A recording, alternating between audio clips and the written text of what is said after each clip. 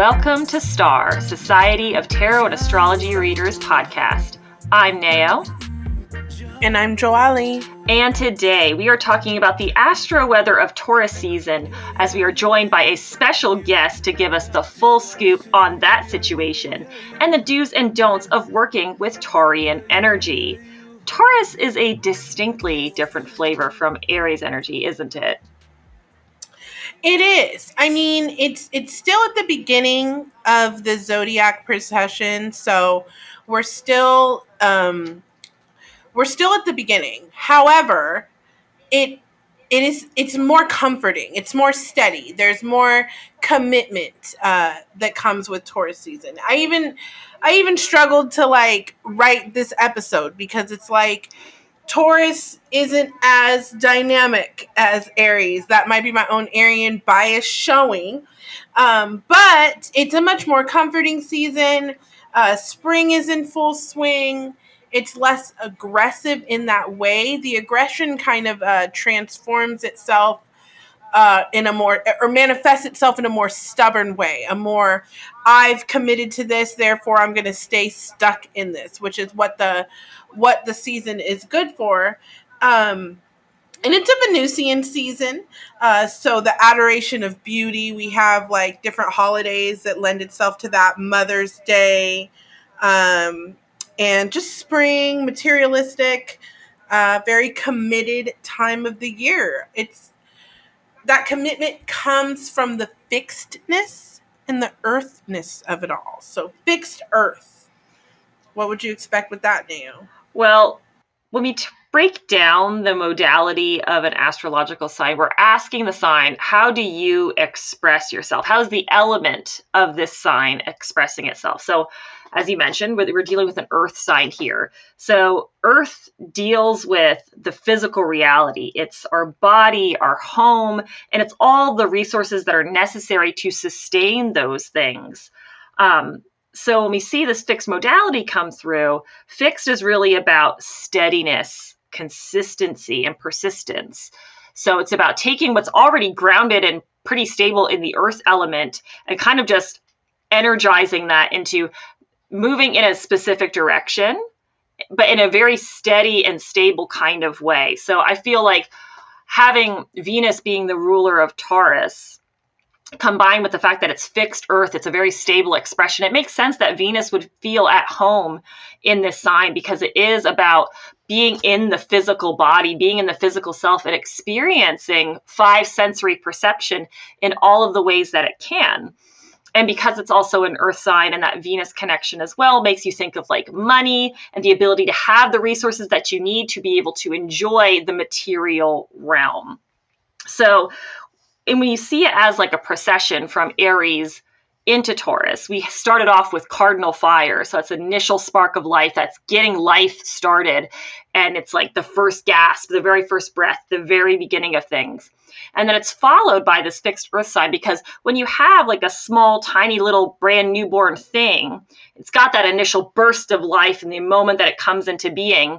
But then that life needs to be sustained. It needs a lot of resources. It needs consistent, stable environments in order to develop further. So it makes sense when we think about this as a procession to go from the tiny infant baby who's just screaming alive, screaming awake, to the stable environment that it needs to grow and develop. So it makes sense that we transition from the force of a ram coming into life to this nice, big, stable, beefy ox that's going to carry this new life forward by feeding it, by nurturing it, by indulging and stimulating its senses, and kind of carrying it forward into, it can grow into the next phase, which we will, of course, get into the next episode eventually. So this procession from Aries into Taurus is really important to kind of pay attention to if we're engaging in solar synchronicity, because we're trying to pay attention to where the sun is in the context of the zodiac and try and align ourselves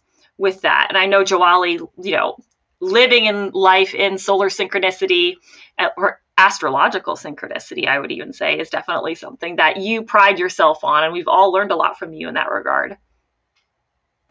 Yes, it's something I live my life by, just because it's the easiest. I find it is least likely where I'm feeling like I'm swimming upstream. I'm using the available energy to do what the universe is already doing. So for Taurus season, you talked a bit about resources and stability. And I really like what you mentioned about, going from this infancy and needing resources and stability in order to survive. And that's what this season is about. It's about springtime, planning your garden, making sure that you can plan for the future and be conservative about it. So, though this season does have its indulgences with beauty, with luxurious things, especially with the colors and the foods and even the holidays, here in Puerto Rico, people are very celebratory of Easter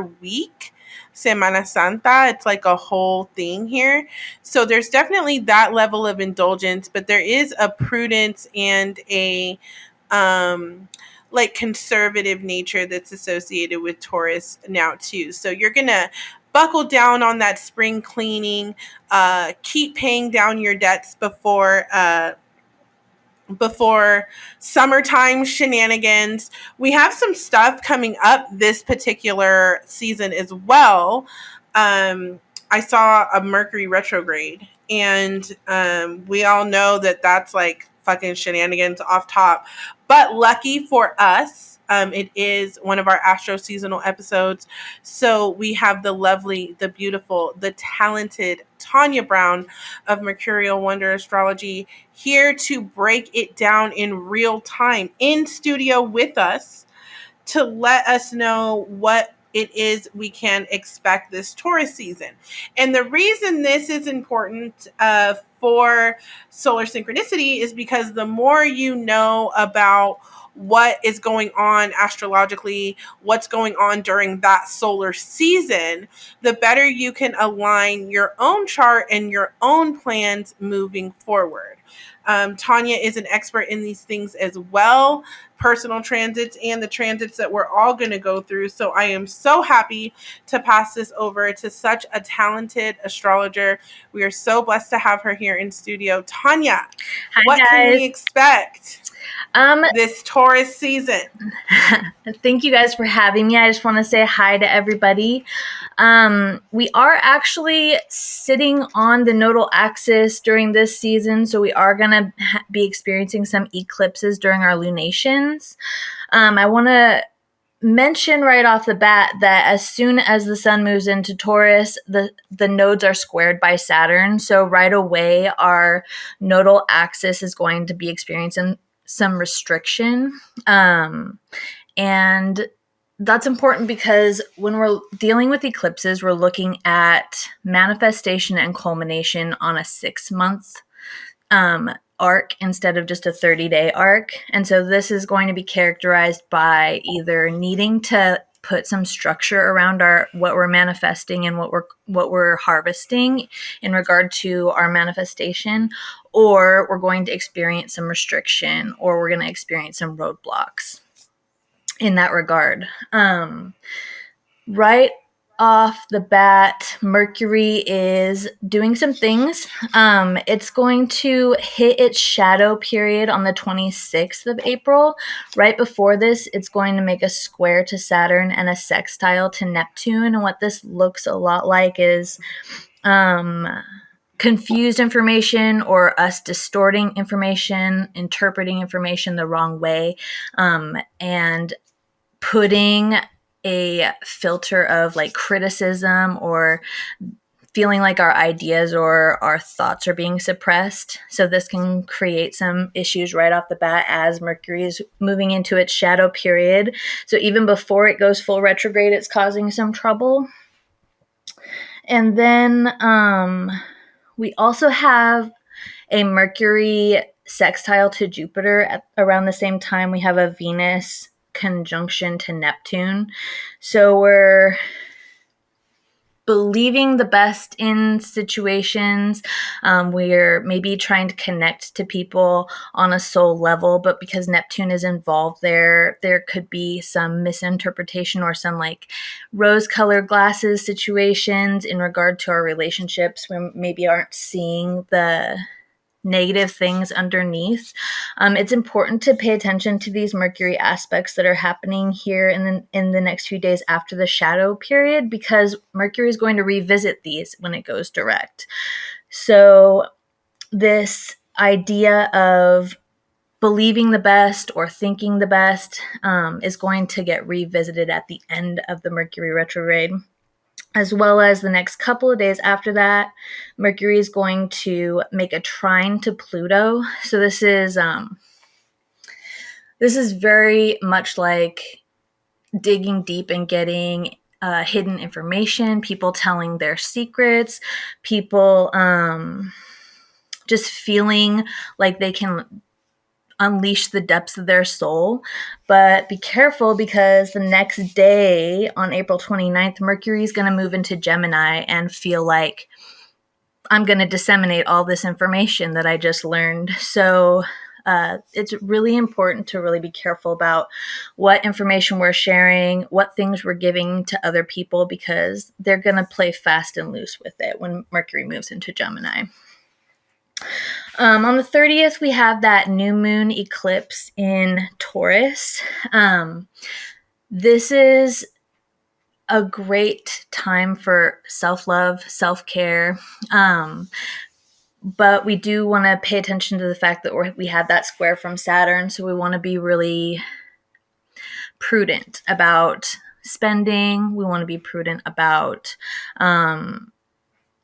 how much we're relaxing, because sometimes we can relax too much during Taurus season.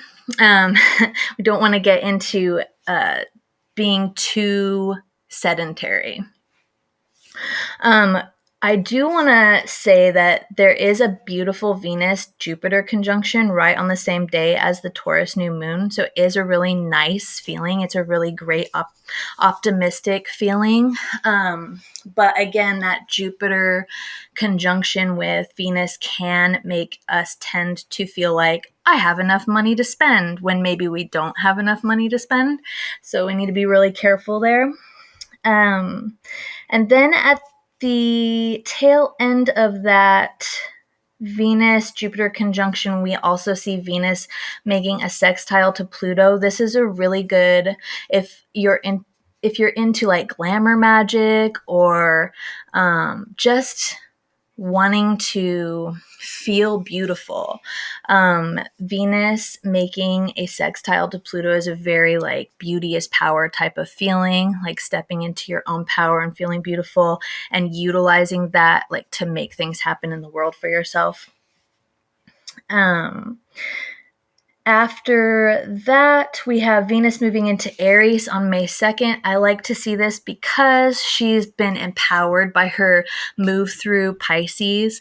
She was so exhausted coming out of the tail end of last year. She was just like run ragged from Scorpio to Aquarius. And moving through Pisces, she's been rejuvenated, and then she gets to go into Aries and fight for what she loves with all the strength of her exaltation behind her. So that's beautiful to see. May 3rd and 4th, we have a Jupiter sextile Pluto and a Mars sextile Uranus.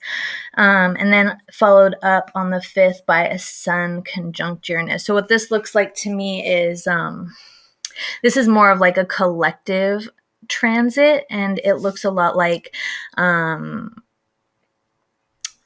power, like abuses of power regarding wealth, and people rising up. Like Mars sextiling Uranus is like rising up, Mars being in Pisces for the collective. So seeing abuses of power and fighting against them. Sun conjunct Uranus is like the importance of truth and wanting to like shine a light on the truth and be rebellious against what is obscuring the truth. Then on the 10th, we have a little bit of a break in between there. And then on the 10th of May, Jupiter moves into Aries on the same day that Mercury goes retrograde. So that's a little bit of a transition into a different kind of energy, and maybe not an easy kind of energy. Jupiter being in Pisces is very fortunate. It was nice, lucky, good feeling. Moving into Jupiter, he's not quite as happy, and Mercury retrograding at the same time kind of can confuse things a little bit. On the 16th, we have a lot going on. Scorpio full moon, so total lunar eclipse. And again, we're having that square from Saturn. So the culmination of, what we've been building maybe is a little bit hampered by that. Like there's some kind of boundary or some kind of obstacle to the fully getting the reward that we deserve from that. At the same time, we're experiencing Venus conjunct Chiron. So this is actually a really great position, I think, especially for you guys who have been having Chiron stomping all over your personal placements in Aries. Venus kind of comes in and can show you the beauty in what has been ugly for you. And I really like that. We're also having the Sun squaring Saturn and the Sun sextile to Neptune. This is like self-deception and self-denial at the same time. Maybe even thinking, like deceiving yourself into thinking that denying yourself what you deserve is a show of strength, and it's not. Because as we said, Taurus season is really about like treating yourself, and really stepping into the Taurus archetype is about understanding that you're worthy of just being. Like you don't have to qualify your existence. You can just be. So that those sun aspects at the end of the lunar eclipse, and then moving into a Mars conjunction to Neptune and a Sun trine Pluto. So again, this is an illusion of strength. The belief that you're more important than you really are, or that there's some kind of power that's more important than it really is. This is kind of more on a collective level too, but can be relevant if it's touching your personal planets. That end of the Taurus season is kind of difficult. It looks a little bit like we're going to have a hard time really enjoying that last little bit of Taurus season. And then we're going to see a Mercury sextile Jupiter again. The last day of Taurus season, we saw that on the 27th of April as well. And that's just that believing in the best. And it could be that believing in the best is putting a shine on all of this other stuff. That like feeling like you are denying yourself out of some kind of virtue of strength, and believing that you're doing the best for yourself when maybe you're kind of hampering yourself. So that's what I have. What do you guys think? I think that Neptune really, really, really makes things delusional. Really, when we have all this Neptune interplay and with Venus and all this rose-colored glasses and things are better than they seem and it's not what you think it is, and Uranus and stuff like that, it taking the sun by itself, yes, maybe a Taurus sun is not as dynamic as some other energies because it's fixed Earth. However, with all the other transits that are going on, I mean, you mentioned a Venus Chiron conjunction. What you talked about, the day that Mercury goes retrograde, Jupiter goes into Aries. So that's going to be like the beginning of the crackhead energy coming for Gemini season. So I just feel like 2022, there's just a lot of like delusion. overall, like over these seasons. Like, yes, we were run ragged out of 2021 and everything's been fucked. And here it's like, do we feel better? Are things looking up? Yes, but it's a delusion, bitch. Like, this is Neptune Yeah. all up on your shit, and you're a Taurus right now, so you're complacent. Just chew your cud and chill in your delusion. So that's basically what I got from that. But there, I mean, it's just the other transits are wild. Even if we just take Taurus by itself, as you know, it's very steady, but everything else is not quite that steady. Mm-hmm. I've been thinking about, trying to line up with the solar synchronicity and thinking about how, like, okay, well, when the sun is like transiting a certain sign, I'm going to like try and pay attention to the transits that involve that particular season's ruler. So the fact that Venus is having such interesting action in terms of these transits is really like interesting to me. So you have that Neptunian energy kind of coming in and making things like everything's fine. I swear it's all dreamy and it's good. Woo! Especially because we still have like the lingering Pisces Venus effect on that, because Pisces Venus is already like lost in the sauce in its own beautiful, very beautiful and poetic kind of way. To then have that Neptune influence, and then we're going to have Venus go into Aries.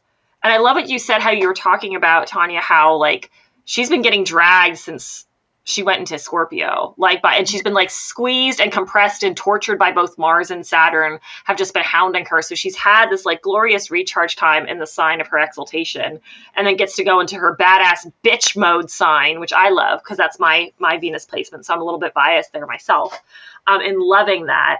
And just being able to kind of like reclaim that power, especially with that sextile to Pluto, to really just like feel and embody that badass bitch energy, and then to come up on Chiron then at the end, and just to kind of like heal and kind of forgive that too. I find that like exceptionally poetic and beautiful for Taurus season to have that all go down, even though it's not like easy. It's not, I mean, it's gentle in its own Venusian kind of way, but it's still just like, I like it because I like the rawness of it. It feels very raw. Like she had this time to like go and zen out in Pisces, but now she's going to have to come back ready to like kick and scream and fight for it, and to help us kick and scream and fight for it too. Yes, that's super.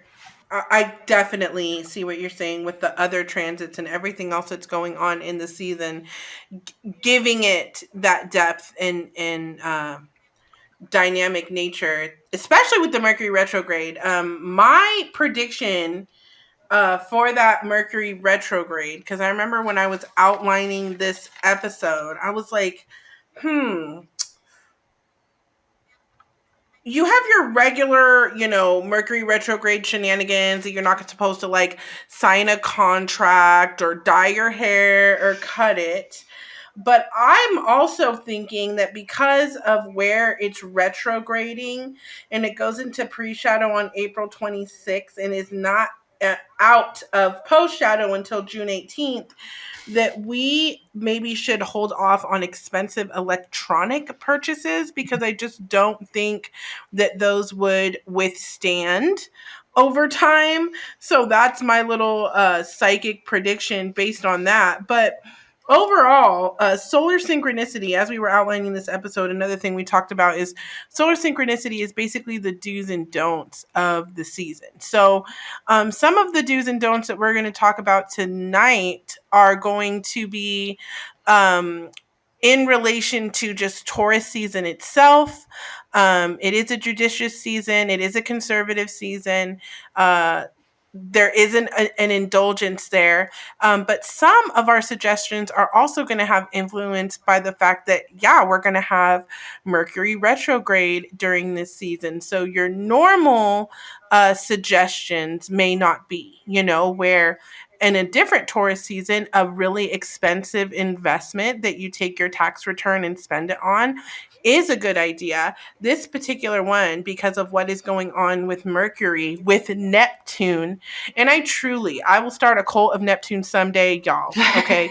Those of us that are afflicted by Neptune, solidarity. I just want you guys to know, I fucking know. Okay. And everybody talks about Saturn and has like a fucking super fucking boner for Saturn. Daddy this, that, the fuck Saturn. Neptune's the one, y'all. And one day you will know, everybody.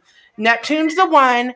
But yes, with Neptune and with Mercury and the shenanigans that are going on this season, there are going to be different do's and don'ts. And one of my don'ts is expensive electronic purchases. We're also going to avoid contracts if we can. Now, girl, I have sent emails back and forth a few times to get out of a Mercury retrograde contract myself. What are some of your do's and don'ts, Nao?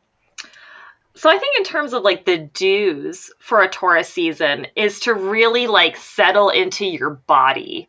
It's a great time to just like practice being in the body. Now I know some of us are like, oh yeah, the fuck, I've got that. That's not a problem. Whereas other people are like, the what? I have a body? Like, you have to be reminded that that's a thing. So like taking the time to focus on just like body maintenance, body awareness, whether that's, and that can manifest in a lot of different ways. If you just take the time to tap in and to listen to your own body and check in and say, what's happening in my little meat suit? How are you today? And try and like not filter the feedback with any conditional type of thinking, like that you think your body should be some type of way in this situation. Like just ask it, what do you need?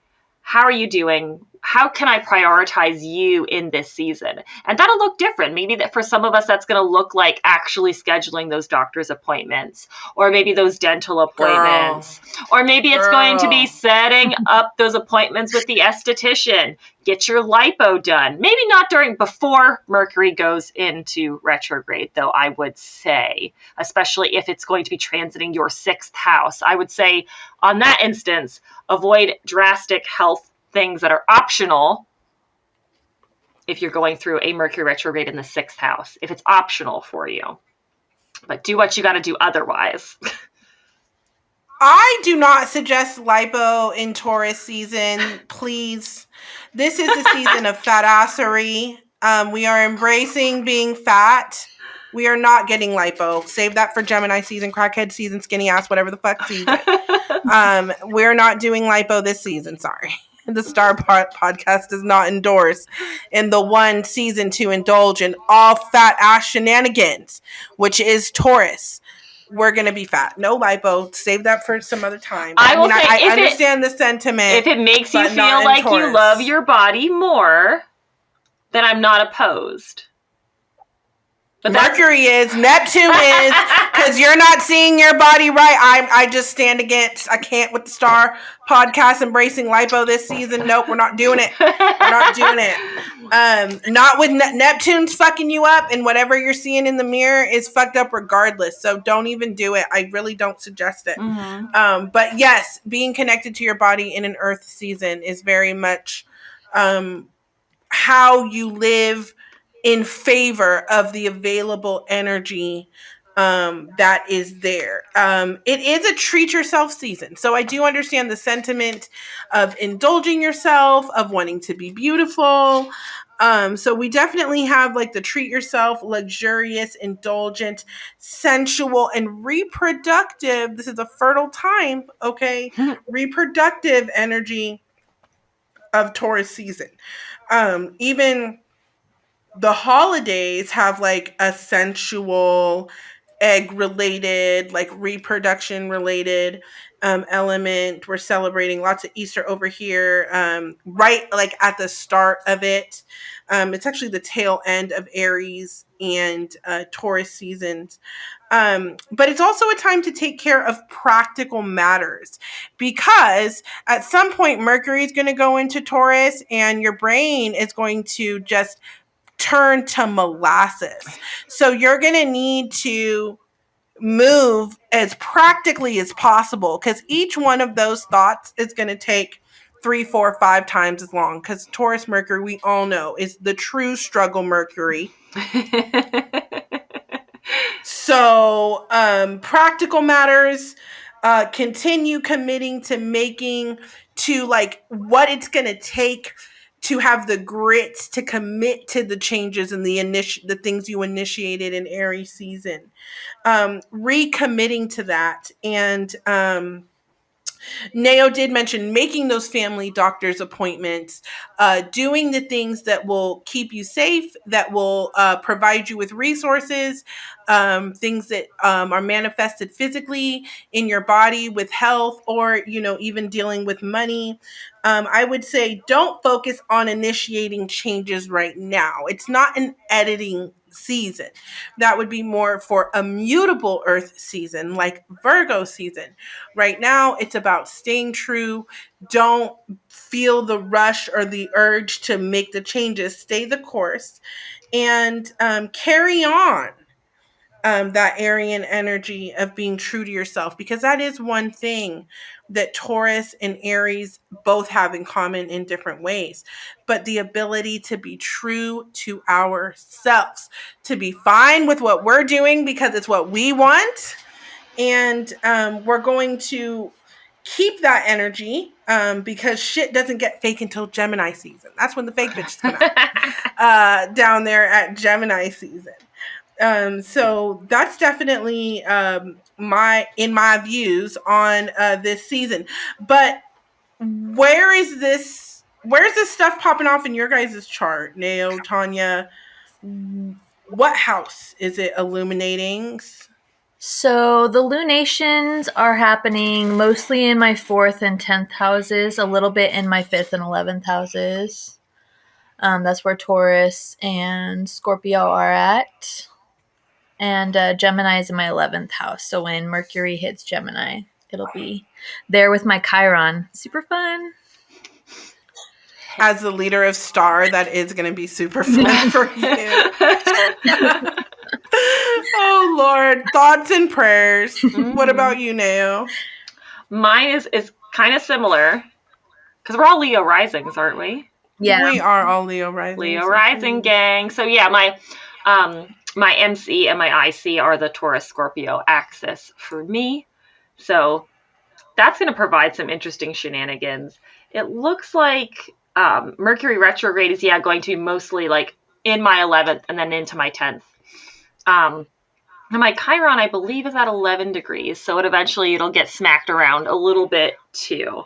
But I'm going to have to check the degrees of some of the like the Venus-Chiron conjunction. I'm curious to see how close that is to my natal Venus and Jupiter conjunction, just to kind of see what I could expect from those shenanigans. Like, how hard is that going to personally clap me in that moment, or how safe I'm going to end up being from that.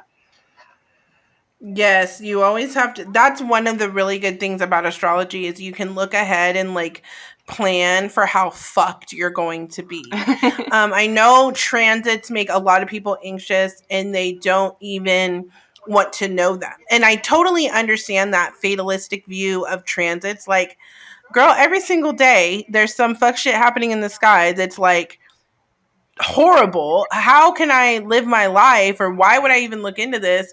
How is this encouraging? So we're not trying to bring a fatalistic view of it. We're providing the information so that you can go the path of least resistance. Mm-hmm. Think of this as taking things off your plate, not adding to it. Solar and lunar synchronicity isn't busier. It's just more efficient. So that's what we're trying to. That's why we're talking about all these different transits, where those, and for you, finding out where those are going to be for you is going to be beneficial because you can move in tandem with the energies instead of against it. And in Taurus season, the reason it's so important to make this distinction is because even when Taurus is wrong, they don't notice. So you don't want to buckle down on some wrong shit, okay? You want to get into the best position that you can, because whatever it is you commit to right now is going to stick. So use that to your benefit. What do you want to stay with? What do you really want to commit to? And that's why we talk. You may ask, why did we ask what house it's going to be in for you? For me, this is a 10th house situation, 9th and 10th mostly for me, because I'm a late degree rising. And how that is going to affect my MC, my business, my expansion. It's Venusian, and I am a Taurus Venus, so there will be contact with my own Venus. And my plan is to focus on my health and my beauty to see how that can help advance my career. If I'm healthier, if I'm stronger, if I have a more focus on my own comfort and financial security in my business, how will that help my career? Because those are the places that it is in contact with in my chart. I'm not going to focus on my family or my friends. It's not illuminating that area of my chart. It's very focused on my opportunities for expansion and my career. And with the flavor of Venus in my own personal Taurus placements, you can come up with your own recipe for what your approach to the season is. You don't have to keep a running tab list and drag your to-do list from Aries season into Taurus season. I'm giving you permission to leave some of those things over there because it's simply not the time. It's not a time for initiation. It's not a time for changes. It's not a time for edits. It's a time for committing. It's a time for nesting, for doubling down. So domestic duties, earthly duties, tradition. And tradition is really what is going to build the bridge for what we're going to talk about next, because we are Society of Tarot and Astrology readers, emphasis on tarot for this part. In tarot, Taurus is represented by the Hierophant, which is number 5 in the major arcana. 5s are traditionally unstable, so it's really interesting, the dichotomy that we have something like the Hierophant that connects us to our traditions, to our belief systems, to things that we hold very, very dear at a number 5. There is much, much more to this energy that meets the eye. And I was super impressed with the notes that Nao was sharing with me on her thoughts about this. So I am going to pass it over to her, because this will really, really bring in that 5, bring in Taurus, bring in Venus, and the Hierophant in just one big, beautiful Taurian bow. So Nao. So one thing that we were talking about a little bit earlier before we started recording is kind of what the Hierophant represents in different contexts. So one of the things that I associate with this card is the fact that it's a feminine card, despite the fact that it's supposed to be the Pope, right? It's supposed to be the masculine representation, the embodiment of God on earth, right? That's what the Pope is supposed to be.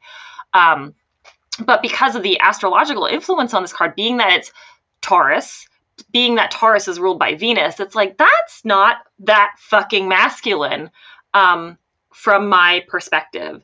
So I see it as that the Hierophant's position is often to tell us culturally, right? Because the church for the longest time wasn't, though it quite meddled politically in affairs, it didn't have a lot to do with the political side of life so much, even though it was involved, for sure. You could definitely make the argument, but it had a lot more to do with the culture of society. And one thing that the church did was to tell people their place, where they fit in the fabric of society, where they fit within the fabric of the religion and the context of the greater world, that this is what your place was, this was your fate, this was what the role that God intended for you to fulfill. Now, prior to the church's influence, a long, long time ago, in a not so galaxy far, far away, that role wasn't usually given by men. And oftentimes we will still see that women are the ones who tell you culturally where you belong. women are the ones who will culturally and socially tell you your place. So it used to be an aspect of the feminine that would tell you, this is where you belong. This is your niche in the community that you specifically are going to fill. But eventually evolved that the church would then go on to take that kind of position as organized religion became more predominant as our civilizations advanced.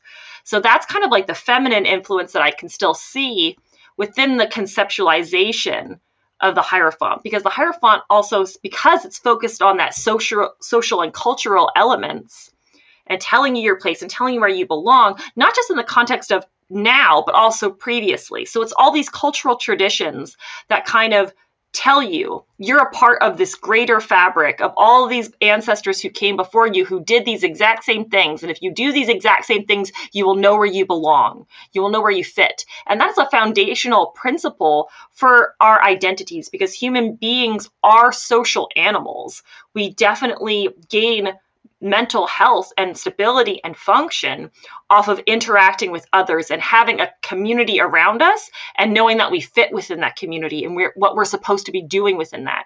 That can be extremely grounding and healing for us to have.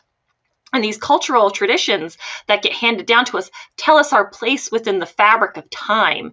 And that also can be a very, very gratifying thing and a very identity confirming thing to have. So I see that as being within the context of polarity of feminine with these influences that are at play, because it tells you where you fit in the structure of everything around you, but just from not the common ways in which we've kind of conceptualized under capitalism and the current fuck shit that we have right now in terms of government and society, where it's very much valued on productivity and self-worth in terms of the things that you produce and how you spend your time and the career that you aspire to. This is more about the culture that you fit within, the community that you belong to, and the roles that you are playing outside of the roles that you have as a member of a productive society. Yes. And as you were talking about that, I kept thinking, like, you were saying that women are, or did, I say did, serve the function of telling us where we are in society.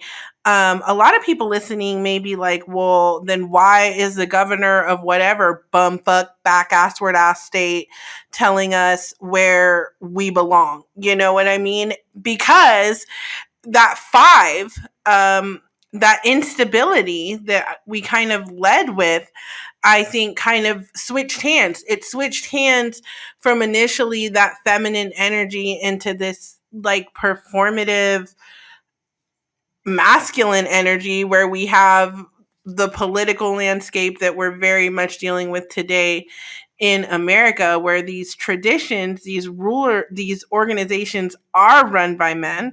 They're not influenced by the feminine, and they're specifically attacking the feminine. And the Hierophant is a very complex energy, as our relationship with the church and the institution and the church's relationship with man is complex. It isn't just positive. It's not debatable whether or not the church has blood on their hands or it is an institution of oppression, at the same time as it is a representation of the divine on earth as an archetype. So I think this is where we get the true complexity, and we get beyond the, food jokes about Taurus and the cow jokes about Taurus, and we really start to see the spiritual complexity. I mean, go talk to your local Taurus about spirituality and the complex nature of their thoughts on that. There really is more devotion in these individuals, and an ease of application of that devotion. So go find your local Taurus to see how to live in that way. They live in alignment with their ideals with ease. Now, granted, that is a blanket statement. I'm sure there's a Taurus somewhere tripping, with an Aries Mercury tripping. But for the most part, we all know a very devout, very self-righteous, very bougie Emphasis on the Taurus self-righteous. somewhere that is making it look easy to live in alignment with your tradition and ideals.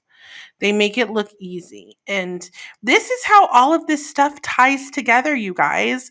Taurus season, the Hierophant, the current transits, how it ties into your personal chart, what parts of your chart are going to be lit up by the precession of the planets, because where the sun goes, a bunch of other shit follows or got there first or whatever the fuck. So that's why we're here. And we're also here because of viewers like you. And no, seriously, people that support us, people that share the podcast and want to hear what we have to say. This is going to be a regularly occurring thing, these seasonal episodes, and we're so happy to have Tawnya. I mean, I'm going to ask you officially and put you on the spot. Can we have you every month?